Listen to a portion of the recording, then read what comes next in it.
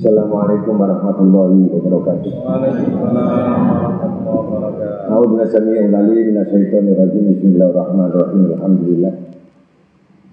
Alhamdulillah summal hamdulillah hamdan al-mustabbili bi bilalih bi haddi wa firhalih al-muttafi bi ilmih al-su'auli an-su'ulih fi jami' ahwalih.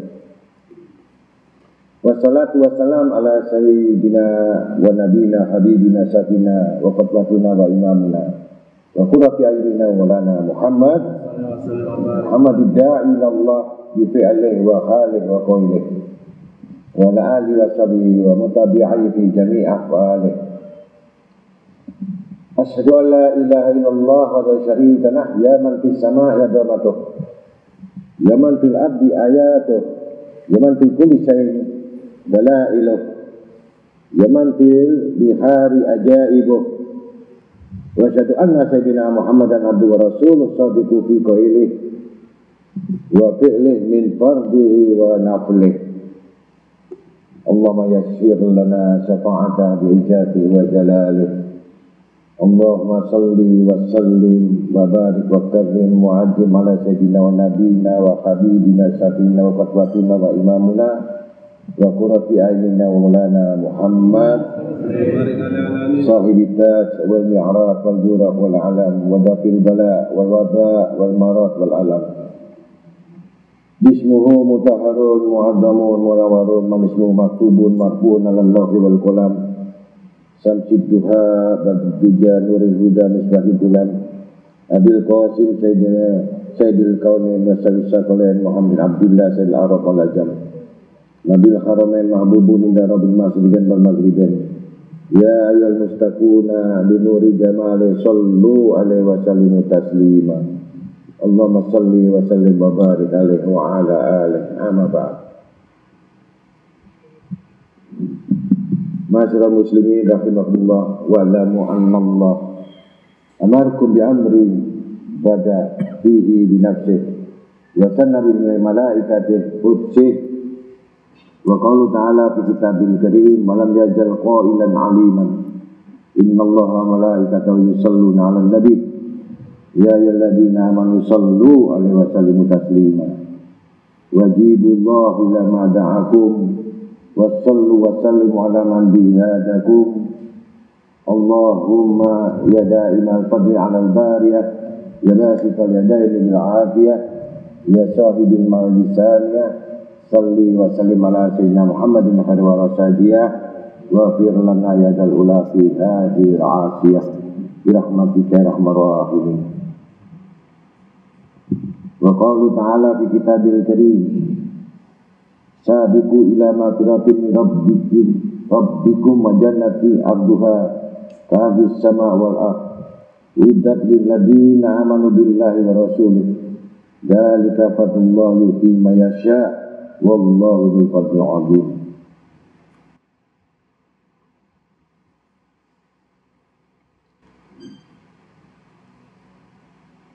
Wa qala Nabi sallallahu alaihi wasallam li kulli syai'in shaqalatun wa shaqalatun qalbi dzikrullah. Sadaqallahu nabi wa rasulih. Ma'asyiral muslimin rahimakumullah. Alhamdulillah kita sama-sama hadir pada hari Jumat siang. Mudah-mudahan kehadiran kita semuanya mendapatkan ampunan dari Allah Ta'ala. Yang mana ampunan itu sampai kepada kedua orang tua kita, keluarga kita, keturunan kita, saudara kita, dan anak-anak kita, semua sahabat dari orang tua kita semuanya, yang hidup maupun yang sudah meninggalkan kita. Mudah-mudahan bisa bersama-sama di dalam alam yang mana alam keabadian, yaitu alam surga. Dan mudah-mudahan kita semuanya hajat-hajat kita dikabulkan oleh Ta'ala dohiran wa batinan, afiyah wa salamah, selamat fiddin wa dunyal akhirah wa akhir hayat, selamat dunia akhirat, akhir hayat yang penting diakhirkan husnul khotimah. Selawat serta salam, pujian-pujian kepada baginda Nabi Syafi'i, Nabi awal, Nabi akhir, Nabi kita Muhammad sallallahu alaihi wasallam bersama ahli keluarga dan sahabatnya semuanya. Mudah-mudahan harapan kita tidak lain dan bukan kepada utusan Allah, pilihan Allah yang ditamakan Allah Nabi kita Muhammad sallallahu alaihi wasallam bersama ahli keluarga sahabatnya. Mudah-mudahan kita di belakang mereka nantinya yang akan mendapatkan pandangan-pandangan dari Allah Ta'ala sehingga selamat kita dalam kubur, dalam mahsyar, dalam mizan, dalam sirat, agar kita sampai masuk-masuk bersama golongan orang-orang yang dicintai Allah dan Rasul. Amin.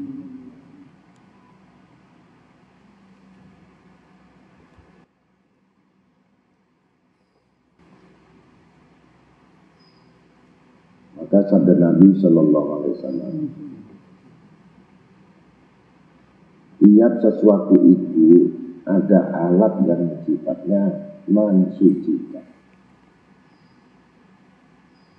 yaitu mensucikan hati adalah banyaknya berzikir kepada Allah.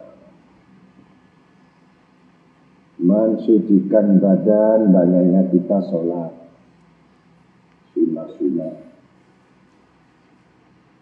Mencucikan isi perut, banyaknya kita berpuasa. Mencucikan mata, banyaknya kita memandang kitab-kitab atau membaca Al-Quran. Mensucikan kaki kita, juga kita harus banyak berjalan di jalan-jalan Allah yang diridhoi Allah. Mencucikan tangan kita, dengan banyak kita menulis yang bermanfaat, terutama apa-apa yang mengandung kitabullah dan sunnah. Mencucikan mata kita dengan banyak melihat mushaf Quran, kitab-kitab. Mencucikan telinga kita dengan banyak mendengar nasihat, banyak mendengar kalam-kalam kitabullah dan sholawat segala macam zikrullah. Bagaimana mencuci akal kita? Mencuci akal kita itu banyaknya kita harus bertafakur. Ini hanya bicara tentang kesucian. Mencucikan harta kita dengan apa? Kita harus banyak berzakat, banyak bersedekah. Mencuci penghasilan kita dengan apa? Banyak sedekah. Mensucikan daripada pakaian-pakaian kita, makanan kita dari apa? Harus berusaha mencari harta yang halal. Jadi semua ini diletakkan kepada kesucian, sehingga kita berjalan menuju kepada Allah dalam kesucian. Sempurnanya wudhu, bagaimana mensucikan apa? Menggugurkan setiap dosa yang di tangan, dosa yang di mulut kita, dosa di mata kita, dosa dalam penciuman kita, dosa di dalam pendengaran kita, dosa langkah kita.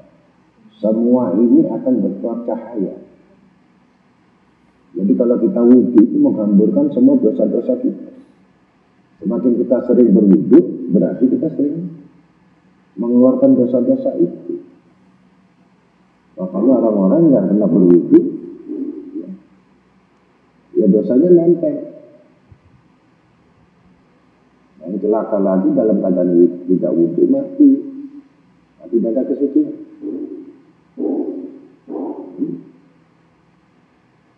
Rasulullah SAW mencintai Bilal itu bukan karena apanya. 24 jam menjaga wudhu. Dari subuh wudhu sampai maghrib. Tidak batal. Dari maghrib sampai subuh tidak batal. Saking mulianya itu sampai sandalnya terompahnya sampai sekarang didengar. Sudah masuk surga dulu surganya. Terompahnya sudah masuk surga dulu. Ini sepatunya. Karena hanya pernah diinjak sama hilal. Yang diinjak ikut suci. Bayangkan. Kan sekarang belum bisa masuk surga semuanya.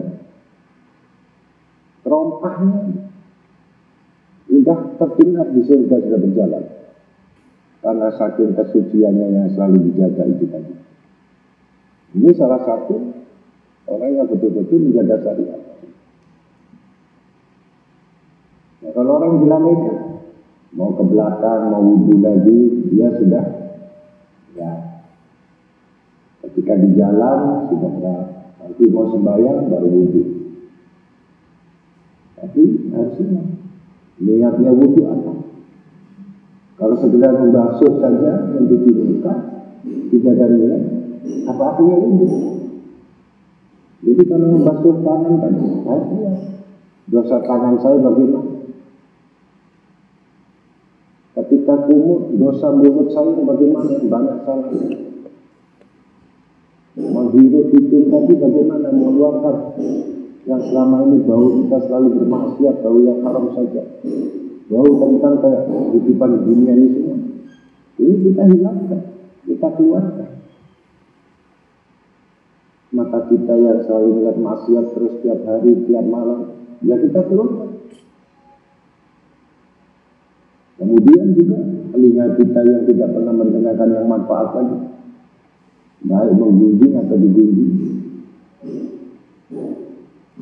Telinga kita hamburkan supaya Allah Ta'ala tidak masukkan dosa-dosa itu. Hukuman nanti di telinga, besi panas nanti dimasukin. Kepala kita ini, akal kita nggak ada pikiran lain. Otak kita sudah tertutup, sudah terbelenggu. Kecintaan kita pada dunia itu melebihi dari segala-galanya. Walaupun miskin sekalipun, walaupun fakir sekalipun, kalau diisi otak kita itu hanya berpikir soal dunia, tidak akan bisa bertafakur kepada apa yang diciptakan oleh Allah. Ini akal yang biasa. Maka dengan wudhu itu kita membasuh agar dibersihkan otak-otak yang kotor ini, otak udang ini, ya, agar tidak terjerumus kepada kehidupan. Kalau orang sudah terjerumus pada kehidupan, berharta atau tidak, sama. Karena keinginan semata-mata. Yang tidak punya kepilih harta, yang punya harta pengen hapus. Dan akhirnya harta ini di otak kita jadi Tuhannya manusia. Kalau sudah bertuhankan dengan nafsu itu, ini orang tidak berakal. Lah ini dicuci dengan ini. Maka jangan diinginkan aja. Langsung sampai kebukan. Otak kecil sama otak besar. Langsung. Bukan di sini saja. Ini otak kecil, otak besar sini. Maka orang banyak seperti karena belakang ini tidak pernah diusap.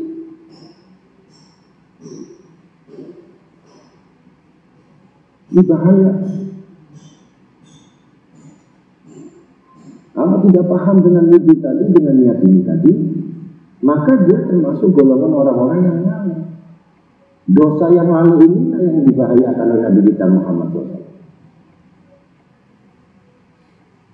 Ibadah karena dunia, sujud karena dunia, ngaji karena dunia, duduk karena dunia. Ini sudah celaka. Double celakanya. Bukan satu.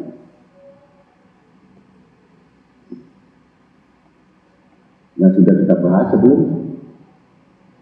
Jadi yang maju, yang datang ini hanya emosional saja. Kuatnya emosional, rasional nggak jalan.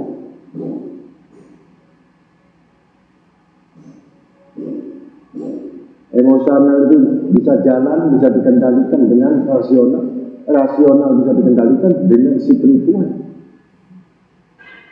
Tapi tidak ada saya lihat pada umumnya orang awam ini datang untuk spiritual itu enggak ada.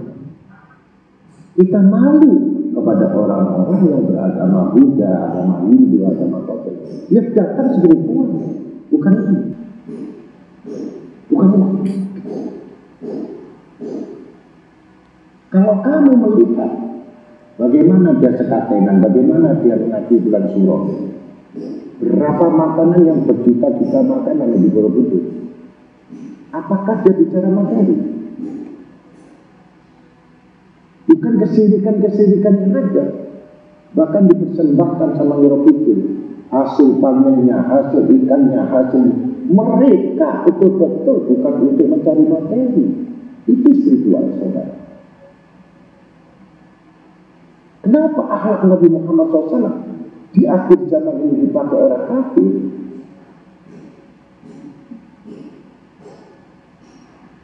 Dengan akhlak orang kafir dipakai golongan orang-orang yang mengatakan dirinya itu begini. Apa ada hubungannya spiritual itu dengan emosional? Terbalik 180 derajat kondisi dan keadaan. Ini sangat memalukan. Inilah krisis akhlak. Krisis akhlak, krisis moral, ya. Krisis ekonomi, krisis identitas. Tidak memilih. Ini butuh pengertian. Pengetahuan yang kita miliki ini apa? Saya mau tanya dengan saudara, kita datang ini spiritual atau emosional atau rasional? Rasional itu bentuk dalam memikirkan agama, bagaimana memilih baik dan buruk. Tapi spiritual sifatnya ke Tuhan. Tauhid menuju jalan Allah, bukan menuju jalan nafsu, bukan menuju jalan akal. Ini yang susah membedakan sebenarnya di mana letak niat itu. Kalau kamu sebenarnya kunjungan datang sedang bertamu atau sedang silaturahmi, percuma Anda lebih baik tidak hadir di tempat itu. Anda akan mendapatkan ancaman lebih kuat lagi dari luar. Karena Anda sudah mengetahui, tapi Anda tidak mengetahui. Maka dibutakan pada hari kiamat, dibutakan di dalam kuburnya, dibutakan di dalam keadaan kondisinya. Karena tidak bisa membedakan.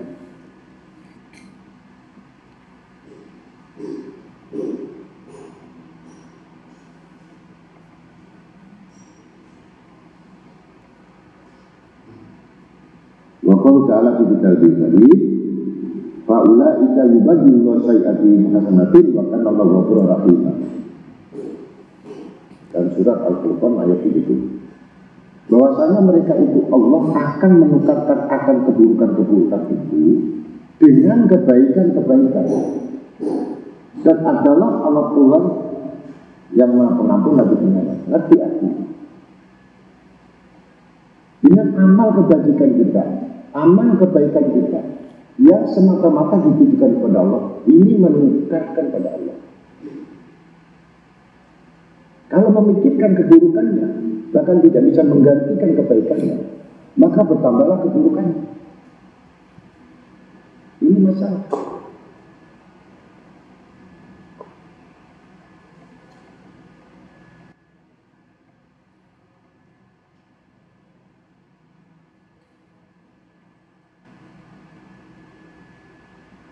Maka Allah Ta'ala pun juga berfirman, "Likulli ja'alna minkum syir'atan wa minhajan." Bahwa Allah menjadikan syariat itu syariat untuk tiap-tiap umat dan jalan untuk melaksanakan. Termasuk itu. Putusan sholat benar tidak benar adalah wudhu yang benar atau wudhu yang salah. Kalau wudhunya salah, maka sholatnya, doanya, bikinnya, pengajian salah. Ini dasar. Ini salah. Bukan asal kena air, disiram air, bersih mukamu. Kenapa kalau mau bersih saja, kenapa kamu nggak mandi keramas saja? Pakai sampo bersih. Tapi kenapa tidak suci? Kesucian itulah diletakkan kepada satu niat.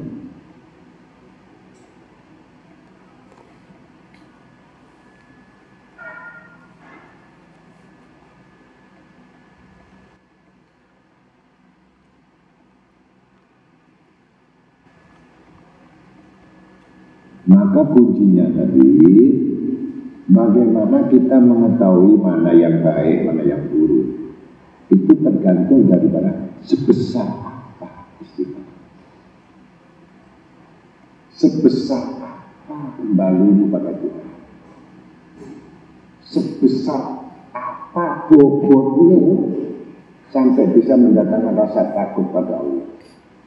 Sebesar apa kembali kepada Allah yang membuat punya rasa malu.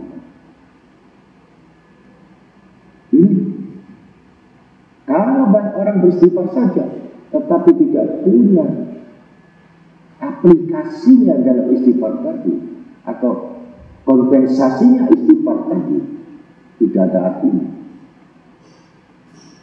Taubat yang dimaksud. Pasti tidak akan tahu memisahkan mana yang baik, mana yang buruk, mana yang untung, mana yang rugi. Itu belum beristighfar. Kalau tidak bisa mengetahui itu, belum beristighfar. Kalau manusia terus merasa rugi terus, itu bukan orang beristighfar. Itu kebodohan.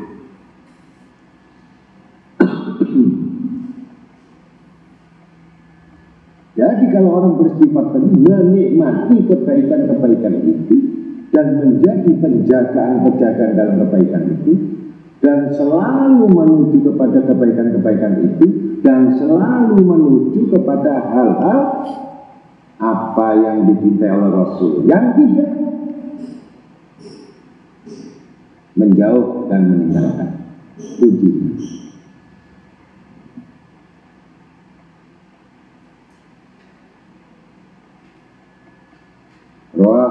Rawaan Abi Abbas radhiyallahu anhu maka qala Rasulullah SAW melazimu istighfar ja'allahu min kulli dhiqin makhrajan wa min kulli hamin farajan wa rajaqahu min haitsu la yahtasib. Dari Ibn Abbas radhiyallahu anhu berkata Rasulullah SAW bersabda, barang siapa yang selalu berzikir, beristighfar, berzikir dan selalu beristighfar, maka Allah akan memberikan jalan keluar dari segala kesulitan, dan Allah akan memberikan dari tiap-tiap kegelisahan akan dapat ketentraman, dan Allah akan memberikan rezeki dengan orang yang diberikan dengan tidak disangka-sangka datang arahnya.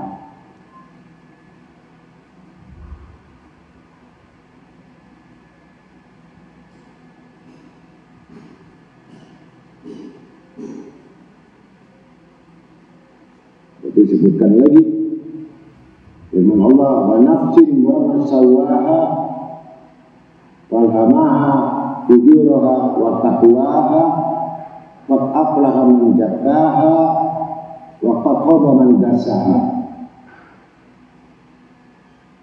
Demi diri manusia dan Tuhan yang menciptakannya bibit kejahatan dan bibit daripada kebajikan. Sungguh bahagialah orang yang mensucikan dirinya, dan celakalah orang-orang yang mengotorinya.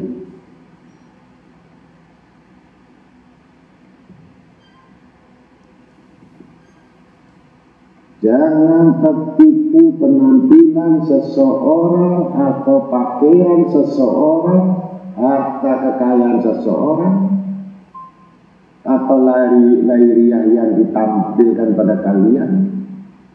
Kamu akan tahu bahwa dia ada segala sesuatu yang menyimpang bentuk kekotoran kemunafikan.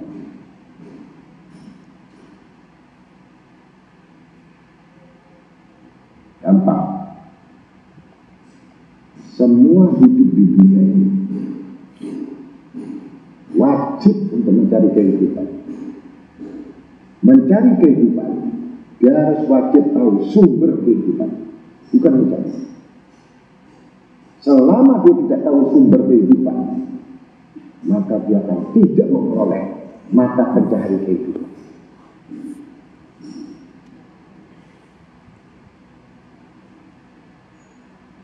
Orang yang bodoh selalu memberikan mata pencaharian, bukan mencari mata air. Siapa sumber kehidupan? Kalau orang mengatakan sumber kehidupan adalah Allah Rabbul Alamin, kenapa mencari mata pencaharian kepada orang lain? Salah atau benar? Yang meninggalkan Allah itu hamba atau manusia?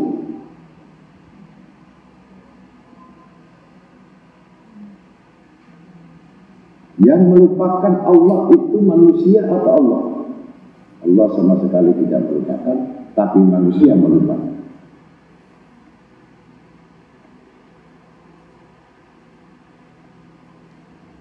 Ketika dia mendapatkan mata pencaharian itu, dia hiduplah. Ya, miskin pasti dia akan banyak berkaya. Hanya hidup. Kalau orang memburu kehidupan, maka dia akan menampilkan gaya hidup. Pamer mobilnya, pamer rumahnya, pamer kekayaannya, pamer jabatannya, pamer bajunya, pamer dengan brandnya. Walaupun larat. Sekali lagi.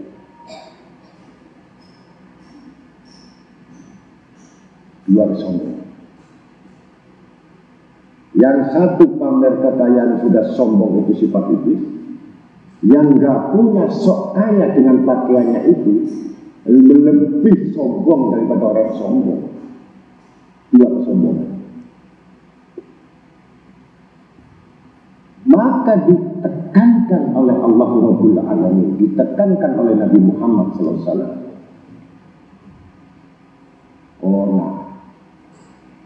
Sederhanalah kamu dalam segala hal. Itulah yang orang menggunakan akhlak, bukan penampilan. Jangan tertipu dengan penampilan. Jangan tertipu dengan jalannya. Jangan tertipu dengan suara yang indah, dengan suara yang manis kayak madu, tapi hatinya serigala. Allahumma sholli